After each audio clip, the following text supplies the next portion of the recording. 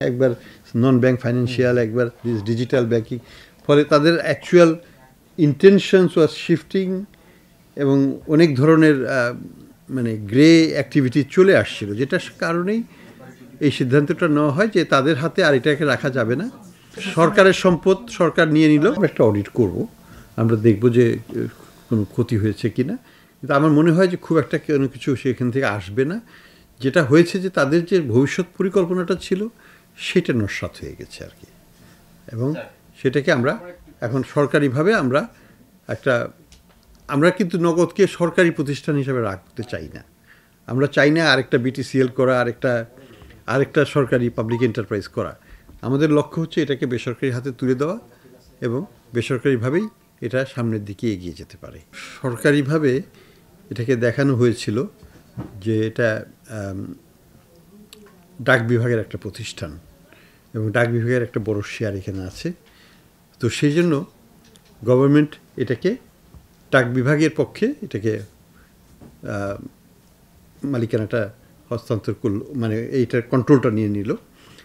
উদ্দেশ্য হচ্ছে দুটো।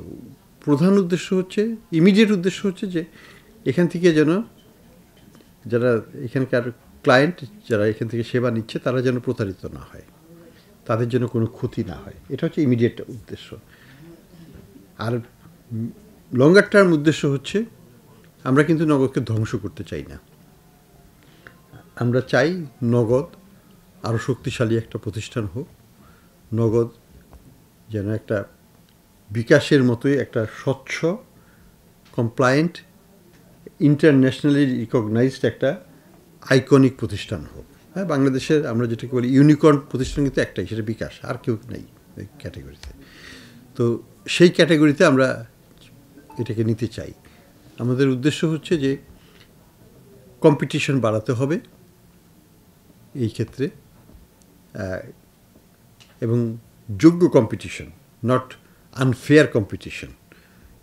নগদকে কিছু না, অনেক ফেভারেবল টার্মস দেওয়া হয়েছিল, যেমন সরকারের সব ট্রান্সফার গভর্নমেন্ট নগদের থ্রুতে দিত। এটা কিন্তু একটা মার্কেট বেস সিদ্ধান্ত না, এটা শুধু পক্ষপাতিত্ব ভিত্তিক সিদ্ধান্ত ছিল। আমরা চাই যে এটা এই ধরনের পক্ষপাতিত্ব, যে ধরনের ইন্টারভেনশন হয়েছিল সেগুলো যেন না হয়, কোনো পার্টিকুলার গ্রুপকে যেন ফেভার করা না হয়, সবাইকেই সমানভাবে, যেটাকে আমরা বলি ইভেন প্লেয়িং ফিল্ড, সমান্তরাল মাঠেই খেলা হবে, তারা খেলবে, সেটা একটা প্রচেষ্টা থাকবে আমাদের। তো এখন প্রাথমিকভাবে নগদের এটা হস্তান্তর করা হলো। সেকেন্ড ফেজে যেটা হবে, আমাদের সেকেন্ড ফেজটা হচ্ছে যে এটাকে সব কার্যক্রম যেভাবে চলছে সেভাবেই চলবে, কোনো ব্যত্যয় হবে না। যে ধরনের তাদেরকে বলা হয়েছে কাস্টমার সাপোর্টকে যে ইনসেন্টিভ, যে এটা দেওয়া হবে, ডিসকাউন্ট দেওয়া হবে, সব যেভাবে আছে সব সেইভাবেই থাকবে, কোনো পরিবর্তন ইমিডিয়েটলি হবে না। এটা একটা মেসেজ দিতে চাচ্ছি। 2 নম্বর মেসেজ হচ্ছে যে আগামীতে আমরা চাইব নগদকে আরও বৃহত্তর পরিসরে, আরও বড় আকারে একটা ভালো প্রতিষ্ঠান হিসাবে, যোগ্য প্রতিষ্ঠান হিসাবে, যেটা বিকাশের মতোই স্বনামধন্য একটা প্রতিষ্ঠান হিসাবে সুপ্রতিষ্ঠিত হতে পারে, যেখানে বিদেশিরা বিনিয়োগ করবে, যেখান থেকে আমরা টেকনোলজিক্যাল সাপোর্টও নিতে পারবো, আমরা এটা নিয়ে গর্ববোধ করব। সেই জায়গাটা আমরা নগদকে নিয়ে যেতে চাই। তো আমার এই ব্যাপারে কথা হয়েছে উচ্চ পর্যায়ে, এবং সরকারের ইচ্ছা হচ্ছে, ইনক্লুডিং প্রফেসর ইউনূস সাহেবেরও ইচ্ছা হচ্ছে যে এটাকে আন্তর্জাতিক মানসম্পন্ন একটা প্রতিষ্ঠানে পরিণত করা, এবং গ্রাহক সেবা বেশি হবে। আমরা চাই কম্পিটিশন হোক, যত বেশি কম্পিটিশন হবে তত ভোক্তাদের জন্য ভালো।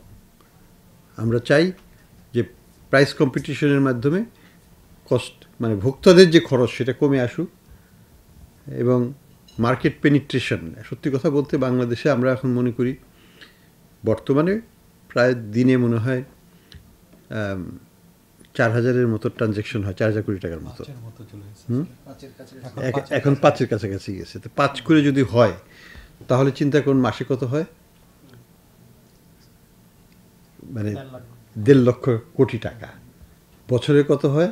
18 লক্ষ কোটি টাকা। হিউজ একটা আন্ডারটেকিং কিন্তু এখানে, হ্যাঁ। এই এই এই জায়গাটায় কিন্তু this is not the end, this is the beginning. আমরা মনে করি এটা 18 লক্ষ না, এটা আরও 10 গুণ বাড়বে। এবং সেই জন্য দুইটা প্রতিষ্ঠানকেই কাজ করতে হবে, নগদকেও কাজ করতে হবে, বিকাশকেও কাজ করতে হবে। এবং প্রত্যেকটা প্রতিষ্ঠানই কিন্তু এখনও দে আর স্ক্র্যাচিং দেয়ার সারফেস। কেবল আমরা খালি টাকা দিচ্ছি আর নিচ্ছি, দিচ্ছি আর নিচ্ছি, এটা কোনো বিজনেস না। আসল বিজনেস হচ্ছে সব বিজনেস ট্রানজ্যাকশন, ইনক্লুডিং রিক্সাওয়ালা, পানওয়ালা, মাছ বিক্রি এবং বড় বড় সুপার মার্কেট, সব জায়গাতেই যেন মোবাইল ফোন দিয়ে নগদ বিকাশ থেকে ট্রানজ্যাকশন করা যায়। যখন ওই স্টেজে যেতে পারবো, ভলিউম তখন আকাশ ছুঁয়ে ফেলবে। তো সেটা হচ্ছে আমাদের লক্ষ্য। তো এবং ওই লক্ষ্য অর্জনের জন্য আমরা চাই কম্পিটিশন হলে সার্ভিস কোয়ালিটি বাড়বে, কম্পিটিশন হলে প্রাইস এটা কমে আসবে, কস্টিংটা কমে আসবে। এবং কস্টিংটাই আমরা অ্যাকচুয়ালি ডিফ্যাক্টো ইরেলিভেন্ট হয়ে যেতে পারে। কারণ আমার যদি ওয়ালেটে টাকা থাকে এবং আমি যদি ওই টাকাটা শুধু বিভিন্ন জায়গায়, আমি তো খরচই করবো, টাকা তো আর কেউ হয় সঞ্চয় করবো না খরচ করব। তা আমি ওয়ালেটে সঞ্চয় করতে পারি এবং আমি সব জায়গায় যে খরচ করব। আমি তো ক্যাশ আউট যে কনসেপ্টটা, এটাকে যদি আমরা মিউজিয়ামে পাঠিয়ে দিতে পারি যে কেউ আর ক্যাশ আউট করবে না, তাহলে কিন্তু কস্টিং নিয়ে আর কোনো প্রশ্ন থাকে না। আর কোনো প্রশ্ন আছে? থাকবে না। তাহলে জিনিসটা হচ্ছে যে আমাকে ওই লেভেলে নিতে হবে যখন ক্যাশ আউট আমরা দেখব না। এই লেভেলে যদি আমরা নিয়ে যেতে পারি, বুঝবো যে আমরা actually we achieve something for the economy. So আমি এই পর্যায়ে এখানেই থামবো। আমাদের উদ্দেশ্যটা আমি বললাম, এবং আপনাদের মাধ্যমে আমরা প্রত্যেকটা নগদ গ্রাহককে আমরা একটু স্বস্তির জায়গায় রাখতে চাচ্ছি, বলতে চাচ্ছি যে আপনারা যেভাবে নগদের সাথে বিজনেস করছেন সেইভাবেই করুন, কোনো কিছুর ব্যত্যয় হবে না, কোনো পরিবর্তন হবে না। যে ডিসকাউন্ট অফার করা হয়েছে সেই ডিসকাউন্ট পাবেন, যে রেট বলা আছে সেটাই থাকবে।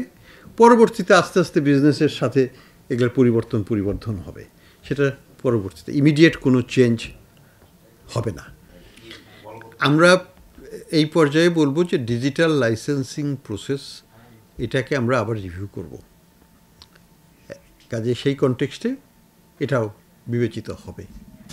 তবে আমি এটুকু বলে রাখি যে নগদকে যদি পুনর্গঠন করা হয়, নগদ যদি আবার নিজের পায়ে দাঁড়াতে পারে, তারা হয়তো আবার ডিজিটাল লাইসেন্স পাওয়ার যোগ্য হবে ভবিষ্যতে, বাট সরকারি মালিকানায় বা সরকারি বেসরকারি যৌথ মালিকানায় হবে সেটা।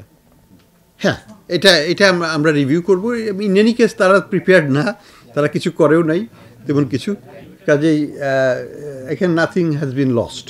আমরা যেটা করব সেটা হচ্ছে যে ডিজিটাল ব্যাংকিং লাইসেন্সিং যে হোল প্রসেসটাকে আমরা রিভিউ করে আবার নতুন করে আমরা দেখব।